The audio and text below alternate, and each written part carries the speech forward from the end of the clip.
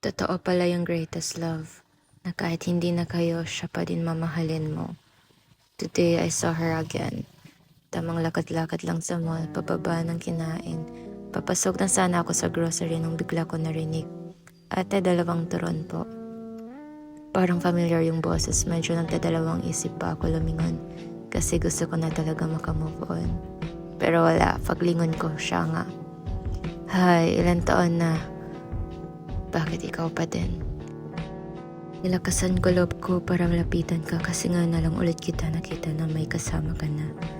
Tinapi kita sa braso, nagulat ka pa habang kinakagat yung turon. Natawa ka sabay tanong ng, "Uy, kamusta?" Ang casual. Akala ko sampal or suntok matatanggap ko sa'yo pero wala. Normal na normal ang reaction mo, halatang nakalimutan mo na ako. Natuwa naman ako kasi pinansin mo pa din ako.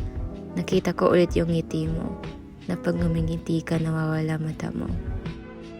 Paborito mo pa rin pala ang turon. Ang dami kong gusto itanong, gusto ko sana humingi ng patawad in person.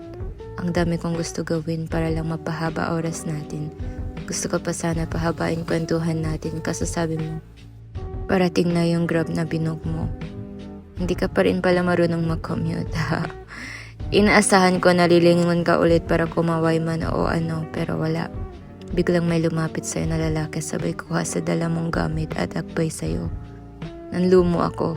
Sino nga ba ako para umasa na babalik ka pa sa akin pagkatapos ng ginawa ko? Kung sakali man mabasa mo to, sana alam mong pinagsisihan ko na lahat ng ginawa ko. At wala akong hihilingin kundi ang kasiyahan.